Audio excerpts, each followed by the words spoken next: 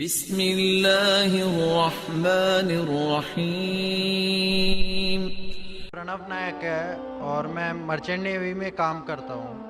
میرا سوال یہ ہے کہ اکارڈنگ ٹو قرآن یہ کہا جاتا ہے کہ جب قیامت کا دن آئے گا تو اس وقت اللہ جب سب کو پھر سے اٹھائیں گے تو کہا جائے گا کہ اپنی قبروں سے اٹھو، تو ہم ہندوؤں کا کیا ہوگا؟ کیونکہ ہماری تو کوئی قبر نہیں ہوتی۔ بھائی صاحب کا سوال ہے کہ وہ کہتے ہیں کہ قیامت کے دن جب اللہ تعالیٰ واپس سے ہمیں دوسری زندگی دیں گے تو کہیں گے اپنے قبروں سے اٹھو۔ ہندو بھائی صاحب پوچھے کہ ہندو لوگ تو قبر میں دفنائے نہیں جاتے، ہندو بچے دفنائے جاتے نا۔ ہندو بچے ہندو مذہب میں چھوٹا بچہ ہے، اس کو جلائے نہیں جاتا، اس کو دفنایا جاتا ہے۔ پھر بھی کئی مسلمان ہیں جو ڈوب کے مرتے ہیں، جو جل کے مرتے ہیں، ان کو بھی دفنایا نہیں جاتا ہے، جن کی ہمیں ملتی نہیں۔ یہ جب اللہ تعالیٰ کہیں گے کہ پھر سے ہم زندگی دیں گے، ضروری نہیں کہ آپ قبر میں سے لے آ جائیں گے، جو بھی انسان مر چکا ہے اس کے نئی زندگی دی جائیں گے۔ قرآن مجید میں اللہ تعالیٰ فرماتا ہے کہ اللہ اس میں جان ڈالیں گے، پھر موت دیں گے، پھر سے جان ڈالیں گے۔ تو اللہ جان ڈالیں گا، چاہے وہ قبر میں ہے، چاہے جلایا گیا ہے، چاہے ڈوب گیا ہے، جو بھی حالت میں ہے اللہ اس انسان میں پھر سے جان ڈالیں گے۔ اور اللہ تعالیٰ کو جان ڈالنا بہت آسان ہے، چاہے آپ دفنائے گئے ہیں یا چاہے جلا دیے گئے۔ اللہ تعالیٰ فرماتے جب غیر مسلم کے اعتراض کرتے اللہ سے اور اللہ سے پوچھتے ہیں کہ جب آپ دفنائے جائیں گے اور قیامت کے روز جب انسان اٹھائے جائیں گے تو اللہ تعالیٰ ان کو ہڈیاں کو کیسے جوڑیں گا؟ جیسے آپ پوچھ رہے ہیں نا، اللہ تعالیٰ جو قبر میں ان کو اٹھائیں گا، ہم قبر تو نہیں گئے، تو لوگ پوچھتے ہیں، قرآن مجید میں کا ذکر ہے سورہ قیام میں سورہ نمبر 75 آیت نمبر 3-4 میں کہ اللہ تعالیٰ ہڈیاں کو کیسے جوڑیں گا؟ تو اللہ تعالیٰ فرماتے ہیں اللہ ہڈیاں کو ہی نہیں جوڑ سکتا ہے، آپ کے انگلیوں کے پور پور کو جوڑ سکتا ہے۔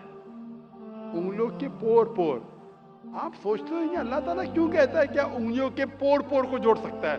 آج کی سائنس یہ کہتی ہے، سر فرانسس گولٹن ایک سائنٹسٹ ہے جو سن 1880 میں ایک ڈسکوری کیے کہ فنگر پرنٹنگ میتھڈ کہ دو انسان کروڑوں لوگوں میں بھی ان کے فنگر پرنٹ یکساں نہیں ہو سکتے، تو اللہ تعالیٰ فرماتے ہڈیوں کو تو چھوڑو، میں آپ کے انگلیوں کے پور پور کو اکٹھا کر سکتا ہوں اور ہو بہو ویسے پیدا کر سکتا ہوں۔ تو اللہ کے لیے پھر سے جان ڈالنا بہت آسان ہے، چاہے وہ انسان دفنایا گیا ہے یا جلایا دیا گیا ہے یا ڈوب کے مرا ہے۔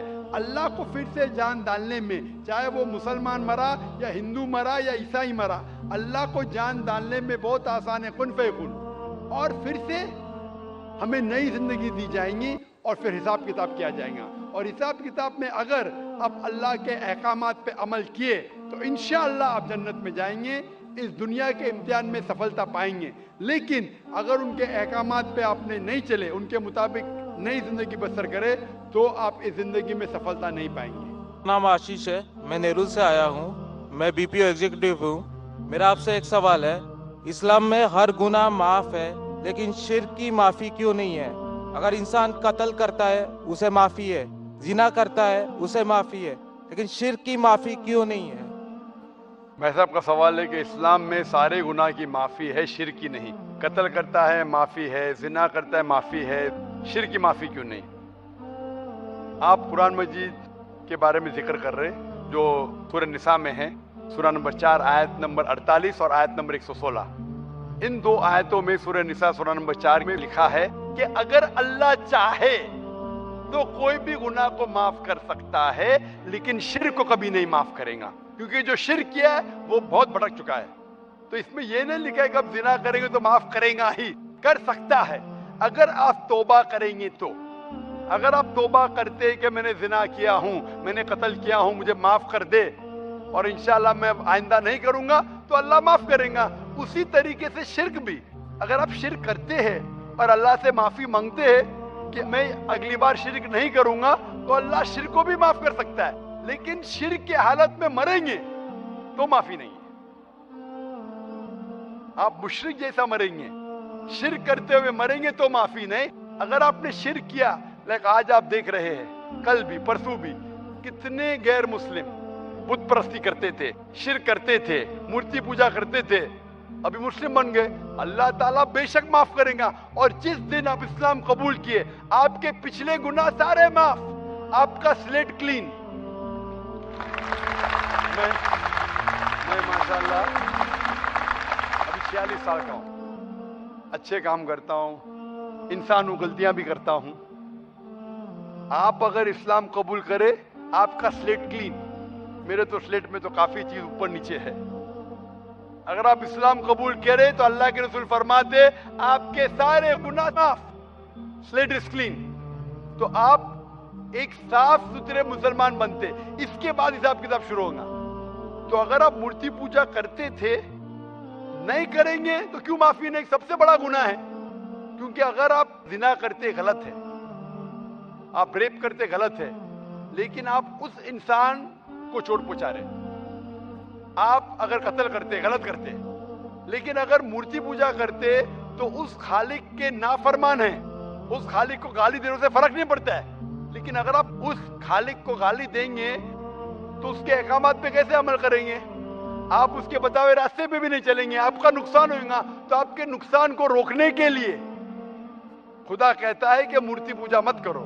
کہ مورتی پوجا کریں گے تو آپ اس کے جو احکامات پہ عمل نہیں کریں گے, آپ کو نقصان ہوگا, اس کے ساتھ ساتھ اور بھی گناہ کریں گے. اسی لیے مورتی پوجا کرنے والا سب سے زیادہ بہکا ہوا انسان ہے. لیکن اگر آپ غلطی کے لیے معافی مانگتے ہیں اور کہیں گے کہ اگلی بار نہیں کریں گے تو اللہ تعالیٰ آپ کو معاف کرے گا. میں پوچھنا چاہتا ہوں, آپ مورتی پوجا میں مانتے ہیں بھائی صاحب؟ جی مانتے ہیں. کیوں, آپ کو لگتا نہیں غلط ہے؟ آپ کیا ہندو ہے؟ جی. آپ کے مذہبی کتاب میں لکھا ہے چھندوں کے اپنشد میں چیپٹر نمبر 6 ادھیائے نمبر 2 شلوک نمبر 1, ایکم ایودتیم, خدا ایک ہے, اس کے علاوہ کوئی نہیں ہے. لکھا ہے ستا سیتار اپنشد میں ادھیائے نمبر 6 منترا نمبر 9, ناچس کسی جنیتا نہ چدیپا. اس ایشور, اس بھگوان کا کوئی رب نہیں, اس کے کوئی والدین نہیں. لکھا ہے ستا سیتا اپنشد میں چیپٹر نمبر 4 منترا نمبر 19 میں نہ تस्य پرتیما استی. اس ایشور, اس بھگوان کی کوئی پرتیما نہیں, کوئی عکس نہیں, کوئی پکچر نہیں, کوئی پینٹنگ نہیں, کوئی فوٹوگراف نہیں, کوئی مورتی نہیں, کوئی بت نہیں. لکھا ہے یجوروید میں چیپٹر نمبر 32 ورس نمبر 3 میں منترا نمبر 3 میں نہ تस्य پرتیما استی. اس ایشور, اس بھگوان کی کوئی پرتیما نہیں, کوئی عکس نہیں, کوئی پکچر نہیں, کوئی پینٹنگ نہیں, کوئی فوٹوگراف نہیں, کوئی بت نہیں, کوئی مورتی نہیں. تو صاف طور پہ کئی جگہ آپ ہندو کی مذہبی کتاب میں لکھا ہے کہ مورتی پوجا غلط ہے. تو کیوں آپ مورتی پوجا کرتے بھائی صاحب؟ جی اس بارے میں مجھے صحیح تعلیم نہیں ہے, مجھے تھوڑا وقت چاہیے. میں اتنے حوالے دے رہا ہوں کہ آپ کو لگتا ہے کہ میں پھینکتے جا رہا ہوں. حوالے کے حوالے دے رہا ہوں, آپ نوٹ کیجئے. جی آپ لائبریری میں جائیے, آپ کو وید نہیں ملتا ہے تو ہماری لائبریری میں جاؤ, اسلامک ریسرچ فاؤنڈیشن. ہمارے اسلامک ریسرچ فاؤنڈیشن میں آپ کو وید کا ترجمہ ملے گا, مہا بھارت کا ترجمہ ملے گا, بھگوت گیتا کے کم از کم 30 ترجمے ملیں گے, بائبل ملے گا, بائبل کا ترجمہ ملے گا, قرآن کا ترجمہ ملے گا, حدیث کا ترجمہ ملے گا. میں نہیں جانتا ہوں کہیں بھی ہندوستان میں اتنے مذہبی کتاب کا ترجمہ موجود ہے. اسلامک ریسرچ فاؤنڈیشن میں فری لائبریری, ایئر کنڈیشن میں بیٹھو, فری پڑھو. انشاءاللہ آپ کو چائے پانی بھی دوں گا. میں چائے پانی رشوت نہیں ہے, تو کہ آپ ٹھنڈے دماغ سے, کبھی ٹھنڈا دوں گا کبھی چائے پانی, تو آپ اچھے دماغ سے ریسرچ کیجئے. ہمارے پاس کمپیوٹر سافٹ ویئر ہے, آپ کیا جاننا چاہتے ہیں وید کے اوپر بٹن دباؤ, ملیں گا آپ کو.